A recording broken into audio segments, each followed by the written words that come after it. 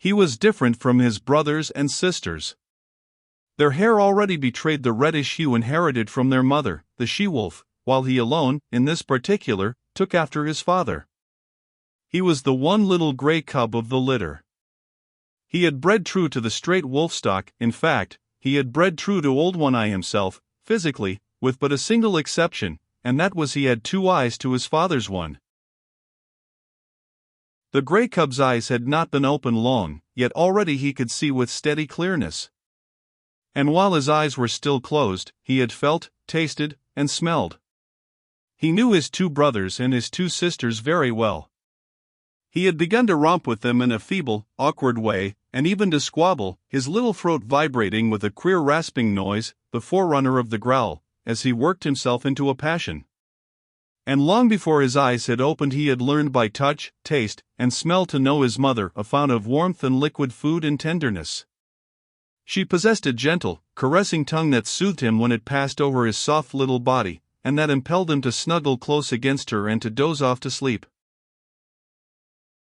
Most of the first month of his life had been passed thus in sleeping, but now he could see quite well, and he stayed awake for longer periods of time, and he was coming to learn his world quite well. His world was gloomy, but he did not know that, for he knew no other world. It was dim-lighted, but his eyes had never had to adjust themselves to any other light. His world was very small. Its limits were the walls of the lair, but as he had no knowledge of the wide world outside, he was never oppressed by the narrow confines of his existence. But he had early discovered that one wall of his world was different from the rest. This was the mouth of the cave and the source of light. He had discovered that it was different from the other walls long before he had any thoughts of his own, any conscious volitions. It had been an irresistible attraction before ever his eyes opened and looked upon it. The light from it had beat upon his sealed lids, and the eyes and the optic nerves had pulsated to little, spark-like flashes, warm-colored and strangely pleasing. The life of his body, and of every fiber of his body, the life that was the very substance of his body and that was apart from his own personal life, had yearned toward this light and urged his body toward it in the same way that the cunning chemistry of a plant urges it toward the sun. Always, in the beginning, before his conscious life dawned, he had crawled toward the mouth of the cave. And in this his brothers and sisters were one with him. Never, in that period, did any of them crawl toward the dark corners of the back wall. The light drew them as if they were plants, the chemistry of the life that composed them demanded the light as a necessity of being, and their little puppet bodies crawled blindly and chemically, like the tendrils of a vine. Later on, when each developed individuality and became personally conscious of impulsions and desires, the attraction of the light increased. They were always crawling and sprawling toward it, and being driven back from it by their mother. It was in this way that the gray cub learned other attributes of his mother than the soft, soothing tongue. In his insistent crawling toward the light, he discovered in her a nose that with a sharp nudge administered rebuke, and later, a paw that crushed him down and rolled him over and over with swift, calculating stroke. Thus he learned hurt, and on top of it he learned to avoid hurt, first, by not incurring the risk of it, and second, when he had incurred the risk, by dodging and by retreating. These were conscious actions, and were the results of his first generalizations upon the world. Before that he had recoiled automatically from hurt, as he had crawled automatically toward the light. After that he recoiled from hurt because he knew that it was hurt. He was a fierce little cub. So were his brothers and sisters. It was to be expected. He was a carnivorous animal. He came of a breed of meat killers and meat eaters. His father and mother lived wholly upon meat.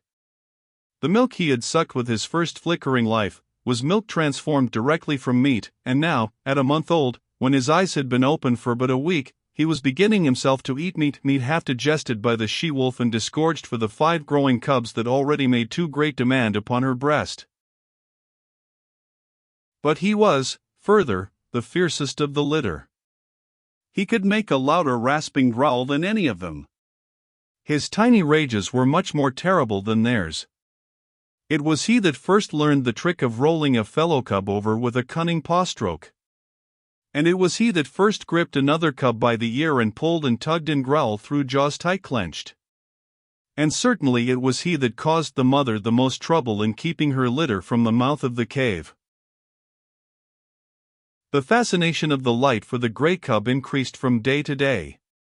He was perpetually departing on yard-long adventures toward the cave's entrance, and is perpetually being driven back. Only he did not know it for an entrance. He did not know anything about entrances, passages whereby one goes from one place to another place. He did not know any other place, much less of a way to get there. So to him the entrance of the cave was a wall of light. As the sun was to the outside dweller, this wall was to him the sun of his world. It attracted him as a candle attracts a moth. He was always striving to attain it. The life that was so swiftly expanding within him urged him continually toward the wall of light. The life that was within him knew that it was the one way out, the way he was predestined to tread. But he himself did not know anything about it. He did not know there was any outside at all. There was one strange thing about this wall of light. His father, he had already come to recognize his father as the one other dweller in the world, a creature like his mother, who slept near the light and was a bringer of meat. His father had a way of walking right into the white far wall and disappearing. The gray cub could not understand this. Though never permitted by his mother to approach that wall, he had approached the other walls, and encountered hard obstruction on the end of his tender nose. This hurt. And after several such adventures, he left the walls alone. Without thinking about it, he accepted this disappearing into the wall as a peculiarity of his father, as milk and half-digested meat were peculiarities of his mother. In fact, the gray cub was not given to thinking, at least, to the kind of thinking customary of men. His brain worked in dim ways. Yet his conclusions were as sharp and distinct as those achieved by men. He had a method of accepting things, without questioning the why and wherefore. In reality, this was the act of classification.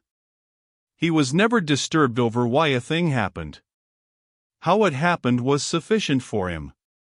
Thus, when he had bumped his nose on the back wall a few times, he accepted that he would not disappear into walls. In the same way he accepted that his father could disappear into walls. But he was not in the least disturbed by desire to find out the reason for the difference between his father and himself. Logic and physics were no part of his mental makeup. Like most creatures of the wild, he early experienced famine. There came a time when not only did the meat supply cease, but the milk no longer came from his mother's breast. At first, the cubs whimpered and cried, but for the most part they slept. It was not long before they were reduced to a coma of hunger.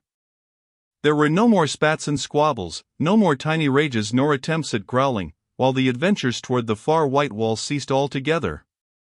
The cubs slept, while the life that was in them flickered and died down. One Eye was desperate. He ranged far and wide, and slept but little in the lair that had now become cheerless and miserable. The she-wolf, too, left her litter and went out in search of meat. In the first days after the birth of the cubs, One Eye had journeyed several times back to the Indian camp and robbed the rabbit snares, but, with the melting of the snow and the opening of the streams, the Indian camp had moved away, and that source of supply was close to him. When the gray cub came back to life and again took interest in the far white wall, he found that the population of his world had been reduced. Only one sister remained to him. The rest were gone. As he grew stronger, he found himself compelled to play alone, for the sister no longer lifted her head nor moved about. His little body rounded out with the meat he now ate, but the food had come too late for her. She slept continuously, a tiny skeleton flung round with skin in which the flame flickered lower and lower and at last went out. Then there came a time when the gray cub no longer sought his father appearing and disappearing in the wall nor lying down asleep in the entrance. This had happened at the end of a second and less severe famine. The she-wolf knew why One Eye never came back, but there was no way by which she could tell what she had seen to the grey cub. Hunting herself for meat, up the left fork of the stream where lived the lynx, she had followed a day-old trail of One Eye. And she had found him, or what remained of him, at the end of the trail. There were many signs of the battle that had been fought, and of the lynx's withdrawal to her lair after having won the victory. Before she went away, the she-wolf had found this lair, but the signs told her that the lynx was inside, and she had not dared to venture in. After that, the she-wolf in her hunting avoided the left fork. For she knew that in the lynx's lair was a litter of kittens, and she knew the lynx for a fierce, bad-tempered creature and a terrible fighter.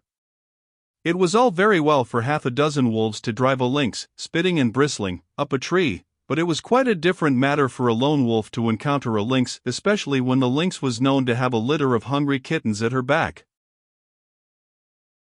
But the wild is the wild, and motherhood is motherhood, at all times fiercely protective whether in the wild or out of it, and the time was to come when the she-wolf, for her grey cub's sake, would venture the left fork, and the lair in the rocks, and the lynx's wrath.